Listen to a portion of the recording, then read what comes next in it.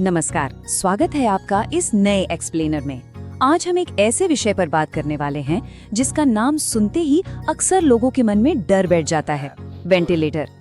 लेकिन सच कहूं तो आज हम इसे किसी डरावनी आईसीयू मशीन के नजरिए से नहीं देखने वाले, बल्कि हम समझेंगे कि कैसे ये एक बेहद कमाल की, लॉजिकल और जिंदगी बचाने वाली मैकेनिकल लाइफलाइन है।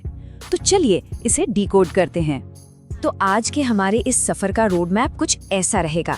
सबसे पहले वेंटिलेटर आखिर है क्या, फिर इसकी जरूरत कब पड़ती है, इसका इतिहास और प्रकार, पेशेंट के साथ इसके कनेक्शंस, हवा का दिलचस्प सफर और आखिर में इस मशीन के स्मार्ट मोड्स। चलिए शुरू करते हैं। तो शुरुआत करते हैं हमारे पहले भाग से। वेंटिलेटर क्या है, इसकी एकदम बेसिक डेफिनेशन। अगर सीधे शब्दों में कहें तो वेंटिलेटर एक बहुत ही स्पेशल मेडिकल मशीन है। जरा सोचिए, अगर किसी मरीज का दिल बिल्कुल सही धड़क रहा है, ब्लड सर्कुलेशन भी ठीक है, लेकिन बस उनकी फेफड़े खुद से हवा अंदर नहीं खींच पा रहे हैं।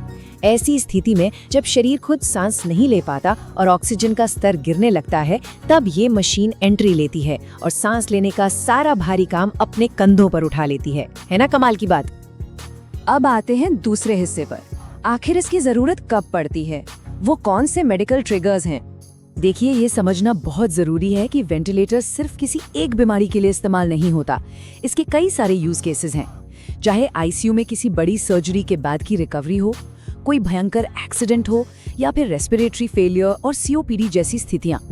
इसके अलावा coma, drug overdose, cardiac arrest या फिर ब्रेन हेमरेज और ऑर्गन फेलियर के मामलों में भी इसकी जरूरत पड़ती है। आसान भाषा में समझें तो जब शरीर का अपना सिस्टम जवाब दे देता है, तब ये मशीन एक पुल या ब्रिज का काम करती है और जिंदगी को थामे रखती है। आगे बढ़ते हैं तीसरे भाग की तरफ, इतिहास और प्रकार। आयरन लंग से लेकर आज के मॉडर्न मास्क तक का सफर। अगर हम थोड़ा इतिहास के पन्ने पलटें तो 1950 के दशक में पोलियो महामारी के दौरान आयरन लंग का इस्तेमाल होता था। इमेजिन कीजिए, एक लोहे का बड़ा सा सिलेंडर जो पूरे शरीर को ढक लेता था। फिर 20वीं सदी के आखिर में चेस्ट क्यूराज आए, जिन्हें सिर्फ छाती या पेट पर लगाया जाता था। और आज हमारे पास मॉडर्न पॉजिटिव प्रेशर डिवाइस हैं, जैसे सीपीएपी और बाईपैप, जो सीधे आपके एयरवे पर काम करते हैं। पता है, इस पूरी जर्नी में ना फिजिक्स के नियम पूरी तरह से बदल गए। पुरानी मशीनें नेगेटिव प्रेशर पर काम करती थी, मतलब वो शरीर के बाहर एक वैक्यूम बनाती थी ताकि छाती बाहर की तरफ फैले। लेकिन आधुनिक मशीनें पॉजिटिव प्रेशर का इस्तेमाल करती हैं, यानी बाहर से खींचने के बजाय ये सीधे सांस की नली में हवा अंदर की तरफ धकेलती हैं ताकि वो एक्टिवली खुली रहे। मेडिकल साइंस में ये बदलाव लिटरली एक बहुत बड़ा गेम चेंजर था।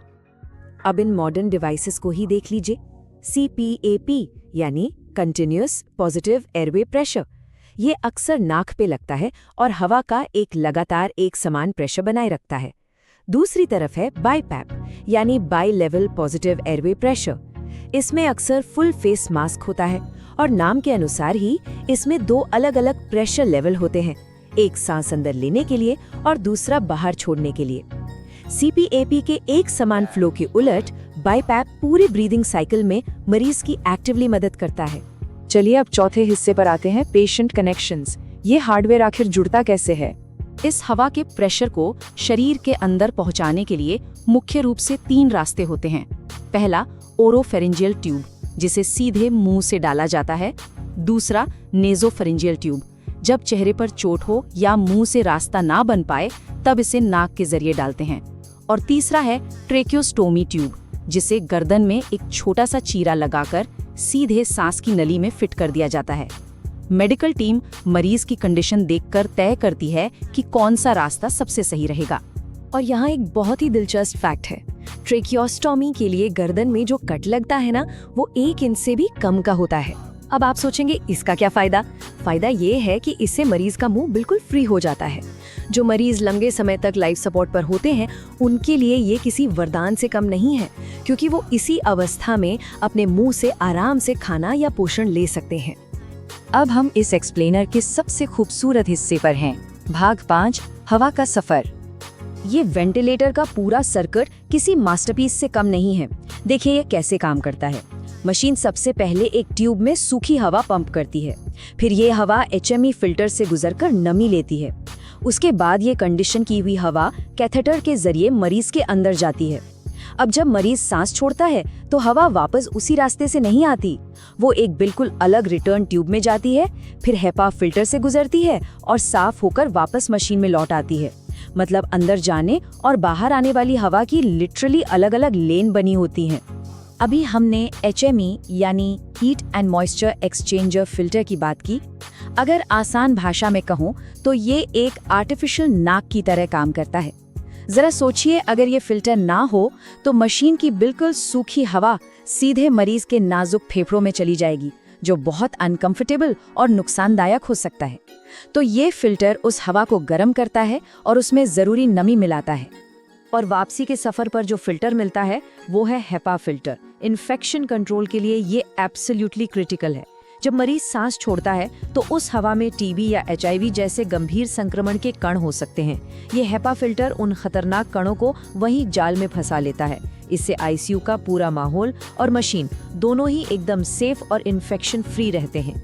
फाइनली हम आ गए हैं अपने आखिरी भाग पर, मशीन के मोड्स या कह लीजिए इसका सॉफ्टवेयर वाला दिमाग। ये मशीन कितनी स्मार्ट है ये इसके मोड्स बताते हैं। जैसे CMV यानी कंट्रोल्ड मैंडेटरी वेंटिलेशन, ये गहरे कोमा वाली मरीजों के लिए होता है जहां मशीन 100% सांस लेने का काम खुद संभालती है। इसके ठीक उलट है ACV यानी असिस्ट कंट्रोल्ड वेंटिलेशन। ये मोड बहुत ही डायनामिक है। अगर कोई मरीज रिकवर हो रहा है और खुद सांस लेने की हल्की सी भी कोशिश करता है तो ये मोड उसे तुरंत भांप लेता है और सिर्फ तभी मदद करता है जब जरूरत हो।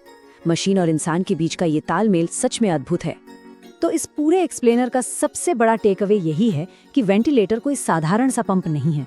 ये फिल्टर्स, सर्किट और एडेप्टिव सॉफ्टवेयर का एक इतना शानदार और स्मार्ट सिस्टम है जो एक आर्टिफिशियल दिमाग की तरह काम करता है और इंसान के रिकवर होते फेफड़ों के हिसाब से रियल टाइम में खुद को एडजस्ट कर लेता है। और इसी के साथ हम आज के इस एक्सप्लेनर के अंत पर आ गए हैं। लेकिन जाने से पहले एक सोचने वाली बात, जैसे जैसे मेडिकल इंजीनियरिंग हमारे शरीर के इन बारीक सिग्नल्स को पढ़ने में और भी स्मार्ट होती जा रही है, हम पूरी तरह से ऑटोनॉमस लाइफ सपोर्ट सिस्टम्स के कितने करीब हैं। मतलब ऐसी मशीनें जिन्हें बाहर से किसी मैनुअल ट्यूनिंग की जरूरत ही ना पड़े। बायोलॉजी और मशीन इंजीनियरिंग का ये कॉम्बिनेशन वाकई हमें हैरान कर देता है ना? इस एक्सप्लेनर से जुड़ने के लिए आपका बहुत बहुत शुक्रिया।